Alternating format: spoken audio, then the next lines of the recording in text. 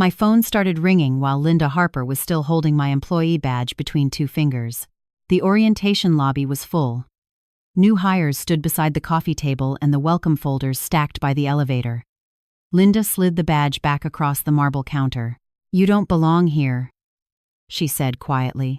The screen on my phone lit up with a name I had never seen before. Amanda Cole, Regional Director.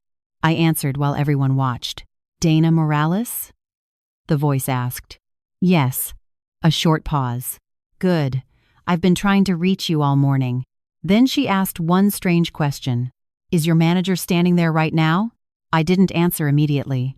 Linda Harper was still looking at me across the counter, one hand resting on the stack of orientation binders. Behind her, the lobby clock clicked from 8:11 to 8:12. Someone near the coffee station dropped a stir stick into the trash, and the plastic lid snapped shut. I held the phone slightly away from my ear and looked at Linda.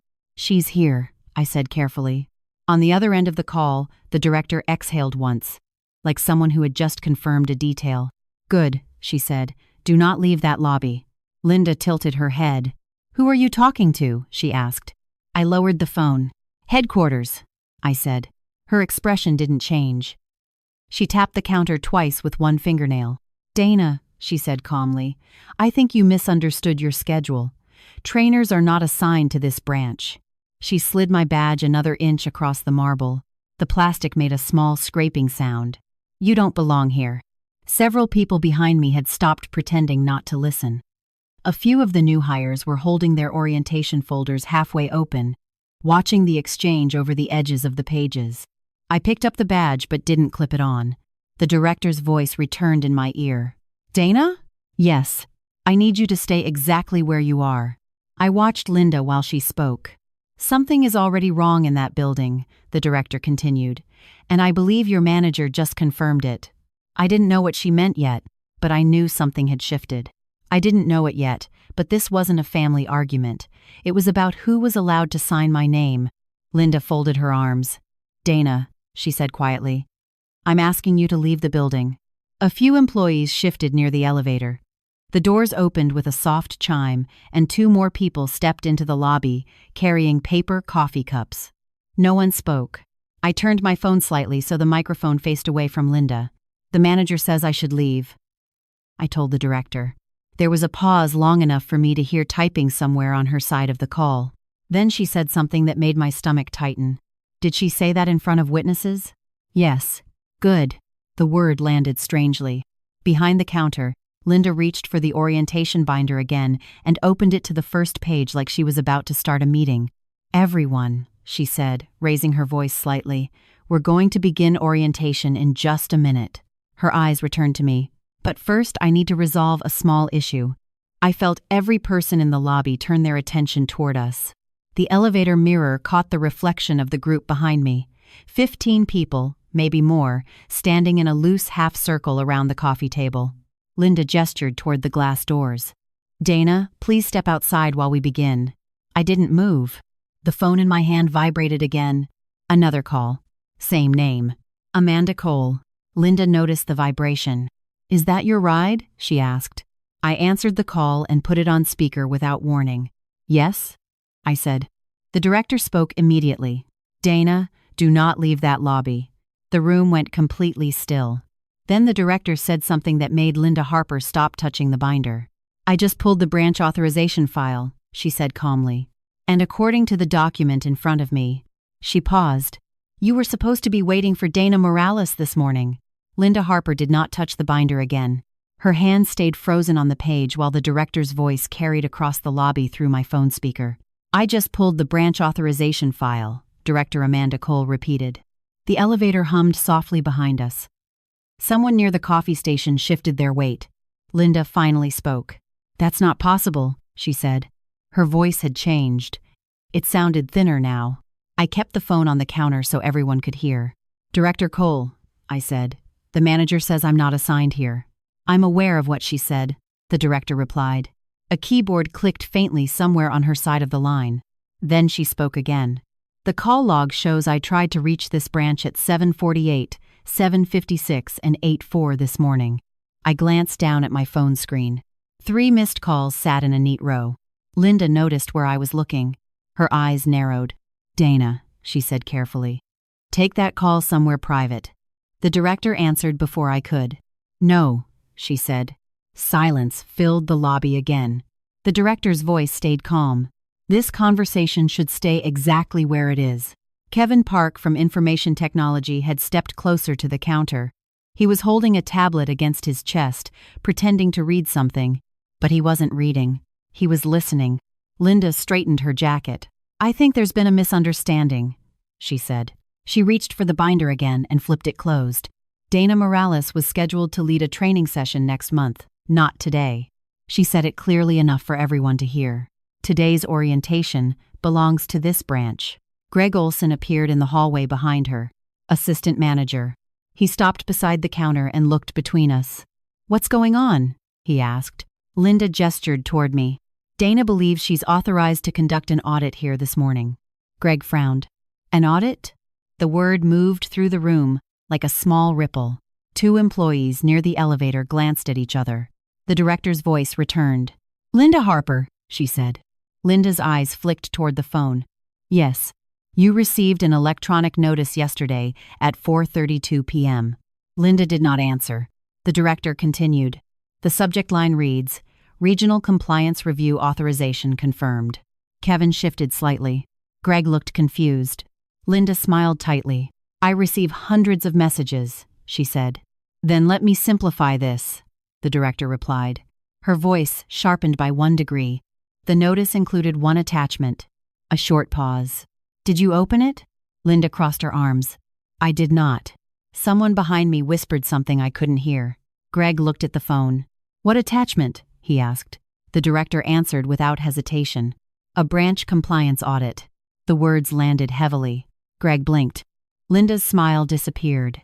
I felt the tension move through the lobby again, like a current. Linda leaned forward slightly. "This is inappropriate," she said. She pointed toward the glass doors. "Dana should not be discussing internal documents in front of employees." "Interesting," the director replied.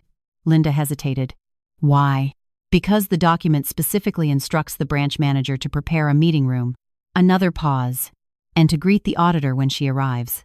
Kevin slowly lowered the tablet he was holding. Greg looked at Linda. Linda looked back at him. Then she looked at me. "Dana," she said quietly. "Yes. You are not authorized to conduct an audit here." Her voice grew firmer. "I am the branch manager." She gestured toward the lobby. "And I'm telling you to leave." I felt the phone vibrate again in my hand. Another message from the director. A single line appeared on the screen. "Open the red folder." The orientation binder was still on the counter between us. Inside it, barely visible, was a small strip of red paper. I pulled the binder closer and opened it. The red tab slid into view. The room went silent again. Linda leaned forward. "What are you doing?" I turned the folder so the first page faced the counter. At the top of the document was a printed date, and beneath it, a signature. Director Amanda Cole. The title below it read, "Branch Compliance Authorization, Dana Morales." No one spoke. Then Linda Harper said something that made the entire room look at her. "Training staff don't run this branch," she said sharply. "You're not authorized to stand here." I met her eyes, and I said 1 sentence. "Repeat that." Slowly. Linda didn't repeat it. For a moment she just stared at the document in front of her. The red folder tab rested against the edge of the binder like a thin flag. I kept my hand on the paper so it wouldn't slide closed. Behind me, someone near the coffee station whispered, "Is that real?" No one answered. Greg Olson stepped closer to the counter. "What exactly is that document?" he asked. I turned the page slightly so he could see the heading. Branch Compliance Authorization, Dana Morales. Greg read the first line silently. Then he looked at Linda. Linda still hadn't moved. On the phone, Director Amanda Cole spoke again. "Linda," she said, "I assume you recognize the document." Linda straightened slowly. "That document," she said carefully, "is incomplete." Her voice sounded steadier now. "It doesn't include verification from this branch." Kevin Park shifted beside the counter again. His tablet screen glowed faintly. Greg frowned. "What does that mean?" Linda pointed toward the folder. "It means headquarters sometimes prepares draft paperwork before final approval." She looked directly at me. "And it means Dana misunderstood her assignment." I slid the page fully open. The paper made a soft, crackling sound. Then I turned it so the entire lobby could see the bottom line. 3 signatures. Regional Director, Amanda Cole. Corporate Compliance Officer, Nathan Caldwell. And one more line beneath them. Audit activation time, 8 a.m. Greg leaned closer. That's today, he said. Yes, the director replied from the phone. Kevin spoke quietly from beside the counter. The network log shows a compliance login at 8:01. Everyone looked at him. Kevin froze slightly. Then he lifted the tablet a little higher. I noticed it earlier, he said. The system flagged an audit access request. Linda turned toward him sharply. You're not part of this discussion. Kevin lowered his voice. The system logs are automatic. Greg's expression changed. Wait, he said. You're saying the audit already started? The director answered, yes. Linda's hands curled slowly against the counter. That's not possible, she said again. The director's voice remained calm. It became possible the moment Dana opened that folder. The words seemed to hang in the air. I noticed Linda glance toward Greg. A quick look. Too quick.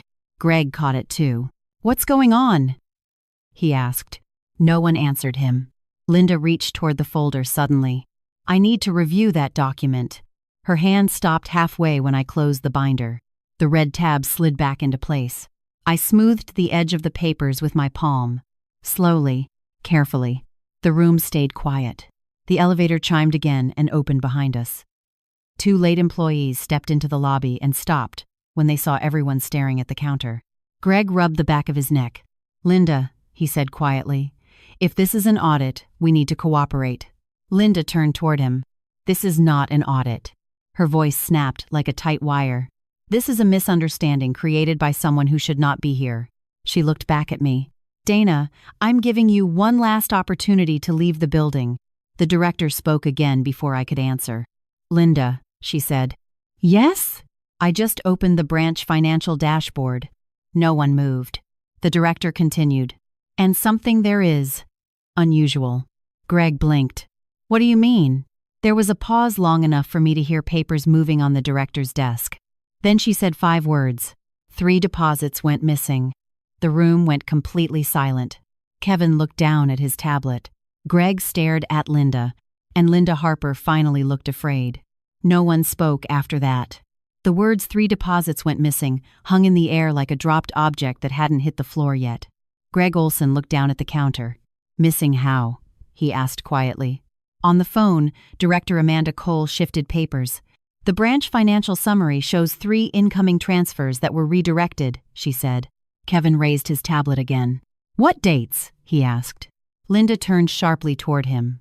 You are not part of this meeting. Kevin didn't answer her. The director did.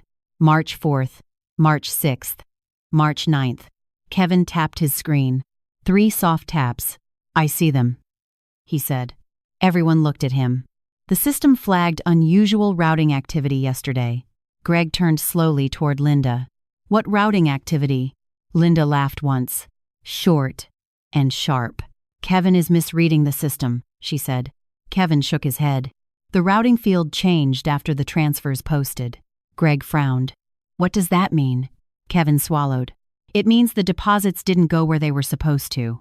The room stayed quiet again. Linda stepped away from the counter. This conversation is finished, she said. She walked toward the hallway that led to the offices. Dana, she added without turning around, you should leave before this becomes embarrassing. I stayed where I was. The red folder rested under my hand. The paper inside it felt heavier now. Greg looked between us. Linda, he said carefully, if headquarters thinks something is wrong.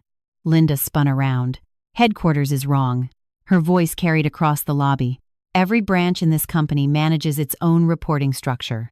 She pointed at the phone. And that call should never have been placed on speaker. The director answered calmly. I placed it on speaker. Linda froze. Yes, the director continued. I wanted witnesses.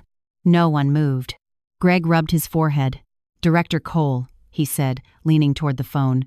What exactly are you asking us to do? There was a short pause.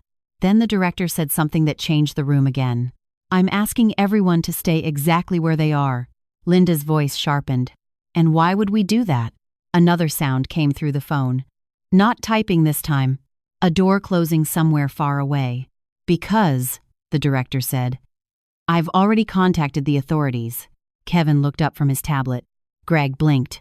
Linda laughed again. But the laugh didn't last long. You called the authorities over accounting errors? No, the director said. I called them because those deposits were redirected to a private account. The room seemed to shrink. Greg's eyes widened. What account? There was a pause. A longer one. Then the director answered. The account belongs to someone inside that building. Everyone turned toward Linda. Linda didn't look back at them. She was staring at the glass doors of the lobby. Outside, 2 vehicles had just pulled into the parking lot. Blue lights flashed silently against the windows. No one moved. The blue lights outside the lobby windows flashed slowly across the glass. Greg Olson turned toward the doors first. What is that? He asked. Kevin didn't answer. He was staring at the parking lot through the reflection in the elevator mirror. 2 dark vehicles rolled to a stop near the front entrance. Linda Harper finally spoke. This is ridiculous, she said. Her voice sounded tight. You don't send authorities to a corporate office over a bookkeeping error. On the phone, Director Amanda Cole replied calmly. No, she said. You send them when someone reroutes company deposits into a private account. Greg looked at Linda again. Linda, he said quietly. Tell me that's not what happened. Linda didn't answer him. Instead, she stepped toward the counter. Her eyes dropped to the red folder. Dana, she said softly, close that binder. I didn't move. The red tab stuck out from the edge of the papers like a marker. Linda's hand hovered over the folder. You've made your point, she said. You can stop now. The glass doors opened. 2 uniformed officers stepped into the lobby. Their radios crackled quietly as they entered. The room went silent again. Greg stepped back. Kevin lowered his tablet slowly. Linda turned toward the officers. There's been a misunderstanding, she said quickly. One of the officers approached the counter. Linda Harper? He asked. Linda straightened. Yes. The officer held a folded document in one hand. We need to speak with you regarding a financial complaint filed this morning. Linda gestured toward the phone. This is a corporate issue, she said. You should contact headquarters. We already did, the officer replied. He nodded toward the phone on the counter. Director Amanda Cole asked us to come. The second officer glanced around the lobby. 15 employees stood frozen near the coffee station. Greg leaned against the counter with both hands. What's happening? He whispered. The officer unfolded the paper. We're investigating 3 redirected deposits totaling $260,000. The number landed heavily. Someone near the elevator gasped quietly. Linda's face changed. Those deposits were internal transfers, she said. Kevin spoke before anyone else. No, he said quietly. Everyone turned toward him. Kevin lifted his tablet. The routing number changed after the deposits posted. Linda shook her head. That's not proof. I opened the red folder again. The paper inside rustled. Actually, I said, sliding one page across the counter, it is. The officer leaned closer. What is this? Audit routing report, I said. The officer read the first line. Greg leaned over his shoulder. Kevin stepped closer. The document showed 3 transaction lines. Each deposit, each rerouted, and one name connected to the receiving account. Linda Harper. No one spoke. Linda's voice came out sharp. That document is incomplete. The officer looked up. Is it? He pointed to the bottom of the page. A second sheet slid out from under the first. Kevin's tablet chimed softly. System confirmation just posted, he said. The officer read the final line aloud. Receiving account holder. Linda Harper. The room stayed silent. Linda stepped backward. Those records were altered, she said. The officer folded the paper slowly. We can review that downtown. He looked at her directly. Ma'am, we need you to come with us. Linda glanced around the lobby. Greg looked away. Kevin stared at the tablet. The employees near the elevator didn't move. Linda's voice came out smaller now. This is a mistake. The officer gestured toward the door. We can discuss it outside. Linda took one slow step toward the exit. Then another. The blue lights flashed across the lobby again as the doors opened, and everyone in the building watched their manager walk out. The lobby stayed quiet for a long time after the doors closed. The blue lights outside faded slowly as the vehicles pulled away from the building. Their reflections slid across the glass panels and disappeared into the parking lot. No one moved at first. Greg Olson finally exhaled. "Well," he said softly. That was all. Kevin lowered his tablet to the counter. The screen dimmed as the system logs finished updating. Near the coffee table, someone finally set their paper cup down. The director's voice came through the phone again. "Dana?" "Yes. Are the officers gone?" I looked through the glass doors. "They just left the lot." There was a short pause. "Good," she said. Greg leaned closer to the phone. "Director Cole," he said. "What happens now?" The director didn't answer immediately. I could hear papers shifting again on her desk. "First," she said, "the branch accounts will be frozen until the financial review finishes." Greg nodded slowly. "That makes sense." "Second," she continued, "the company will cooperate fully with the investigation." Kevin glanced down at the tablet again. The system dashboard now displayed a bright warning banner across the top of the screen. "Account access temporarily suspended." No one in the room seemed surprised. The director continued speaking. "Third," she said, "the branch will operate under temporary oversight." Greg looked at me. "What does that mean?" The director answered him directly. "It means the compliance auditor remains on site." Greg blinked. "You mean Dana?" "Yes." There was another pause. Greg rubbed his forehead. "Well," he said again. Then he looked at the employees still standing near the elevator. "Orientation is probably postponed." A few nervous laughs slipped through the room. The tension began to drain out of the lobby like air leaving a balloon. Kevin finally stepped away from the counter. "I should notify the system team," he said. He walked toward the hallway without waiting for a response. Greg stayed where he was. After a moment, he turned back to me. "I owe you an apology," he said quietly. "For what?" "For assuming Linda knew what she was doing." I shrugged slightly. "Most people did." Greg nodded once. Then he walked toward the offices as well, leaving the lobby mostly empty. The elevator chimed again. 2 employees stepped inside and the doors closed with a soft metallic slide. I was alone at the counter now. The red folder sat open in front of me. The papers inside were slightly bent from being handled all morning.